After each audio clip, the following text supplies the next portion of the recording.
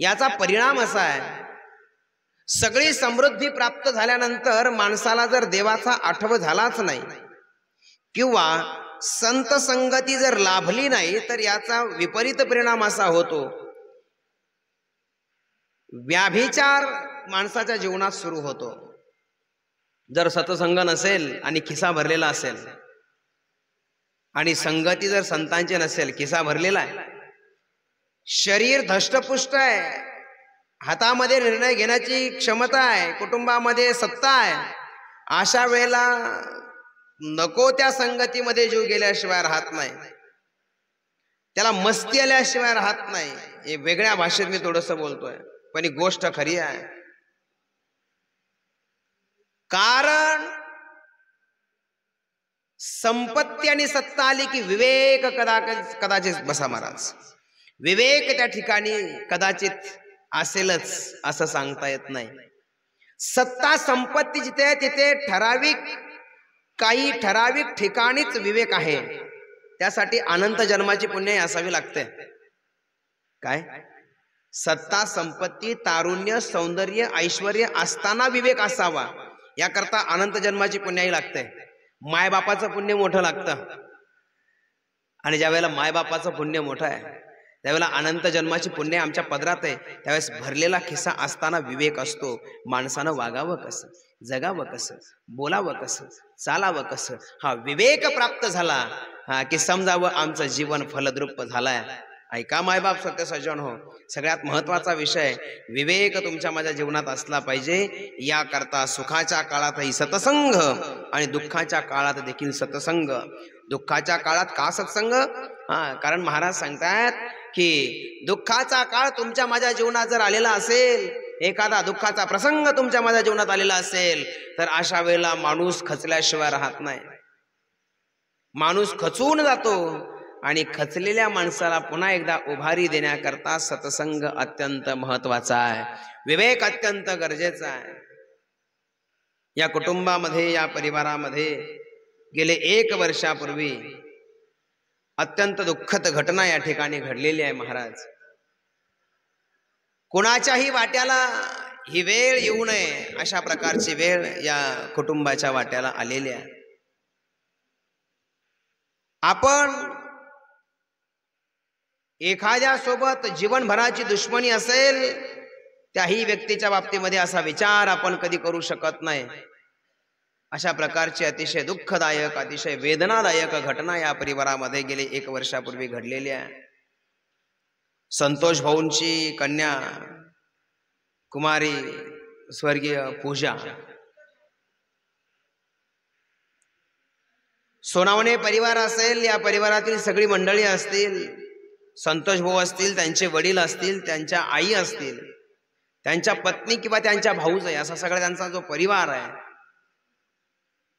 त्यांच्यावरती प्रेम करणारे त्यांचे सर्व नातलग आहेत, या सर्वांवरती या घटनेनं एक दुःखाचा डोंगर कोसळला. हा परिवार त्या ठिकाणी हेलावून गेला. हेलावून गेलेल्या परिवाराला सावरण्याचा आपण यानं त्या प्रयत्नाने या ठिकाणी यानं त्या प्रकारे प्रयत्न आपण त्या ठिकाणी केलेला आहे.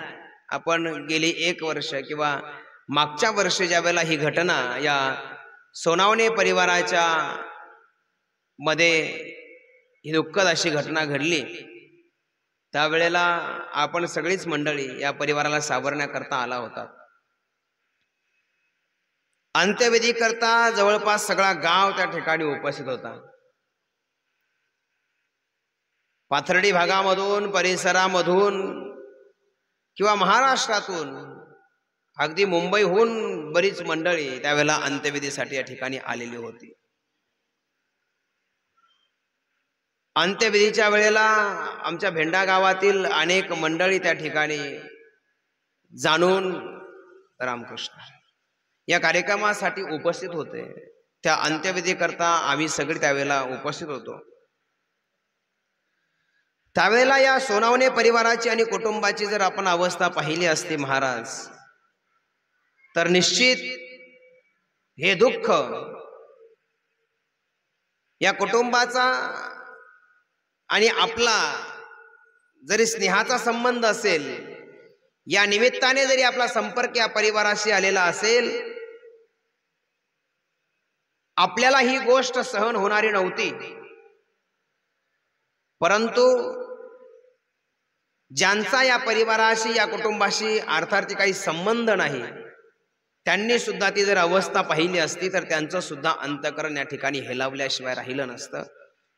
अशी अत्यंत दुःखदायक, वेदनादायक अशी घटना या सोनावणे परिवारामध्ये, कुटुंबामध्ये गेली 1 वर्षापूर्वी घडलेली आहे. संतोष भाऊ असेल किंवा त्यांचा संपूर्ण परिवार असेल किंवा आजी असतील, खऱ्या अर्थानं आजी आजोबा पाठीमागे आहेत, नातीचं जाणं हे अतिशय दुःखदायक आहे. माय बापाचं प्रेम आपल्या लेकरावरती किती असतं मी तुम्हाला विशेष सांगण्याची आवश्यकता नाहीये. माय बापाचं प्रेम आपल्या लेकरावरती किती असतं याचं वर्णन करण्याची मी गरज नाहीये. महाराज सांगतात, लेकुराचे हित वाहे माऊलीचे चित्त, ऐसी कळवळ्याची जाती.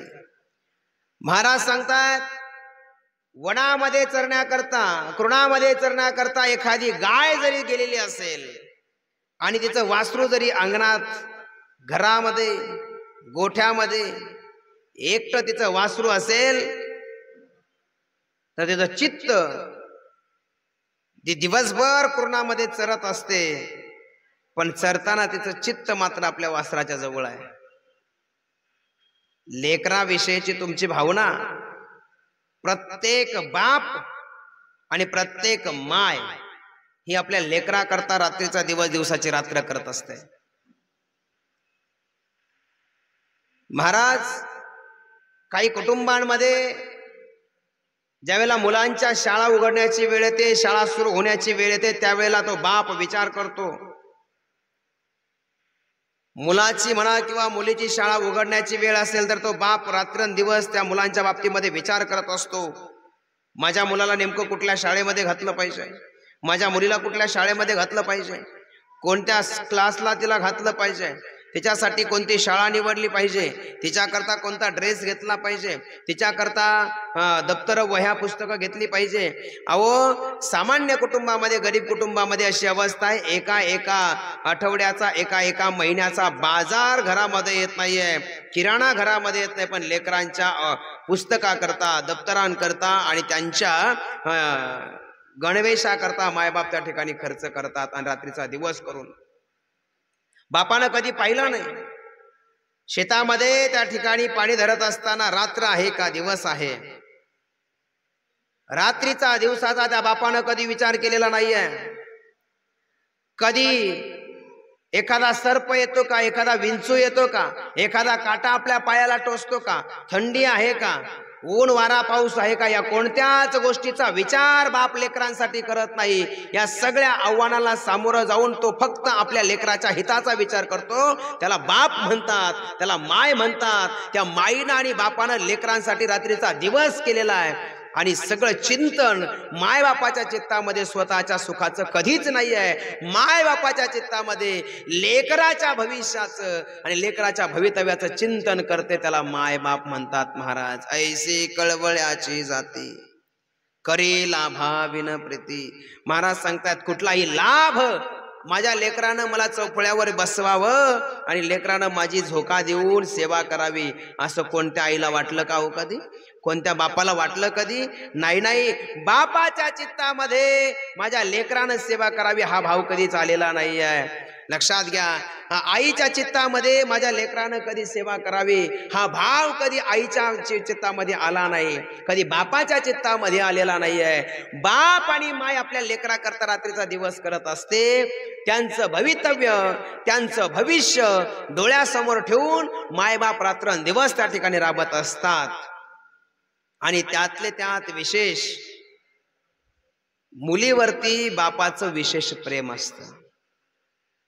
ज्या वेळेला मुलगी वाट लावायची ना, तो क्षण त्या बापाच्या डोळ्यासमोर नेहमी असतो. महाराज, तो बाप रात्रीचा दिवस करत असताना आठवतो, माझ्या मुलीला असा सोयरा बघेल, माझ्या मुलीला असं घर बघेल, माझ्या मुलीसाठी अशी व्यवस्था करेल. रात्रंदिवस बाप शेतामध्ये ज्या वेळेला कष्ट करतो ना, त्यावेळेला तो मुलीच्या लग्नाचा विचार रात्रंदिवस करत असतो. एक सांगू, कधी रात्री त्या बापाला जर आठवण आली आणि कधी रात्री जर त्या बापाची झोपमोड झाली, तर रात्रीच्या 12-12, 1-1, 2-2 वाजता जर अंथरुणावरती पडलेला बाप आहे ना, तो बाप आपल्या मुलीच्या लग्नाचं स्वप्न बघत असतो. जर बिना लग्नाची मुलगी घरामध्ये असेल तर तो बाप त्या मुलीच्या लग्नाचं स्वप्न पाहतो. माझ्या मुलीला अण्णा मी कसा मुलगा बघेल याचा विचार तो करत असतो. कसं घर माझ्या मुलीला बघेल याचा विचार तो करत असतो. 10 बायोडाटा जर त्याच्याकडे आलेले असतील देशमुख साहेब, तर तो त्यातला कोणता मुलगा मी निवडला पाहिजे, कोणता नाही निवडला पाहिजे याच्यावरती तो रात्रंदिवस चिंतन करतो. कसा मंडप असेल, कसं लग्न माझ्या मुलीचं करत असेल, पाहुणे कसे येत असतील, कुणाचा सत्कार करेल, कुणाला निमंत्रण देईल, कोण कोणते मेनू करेल, एका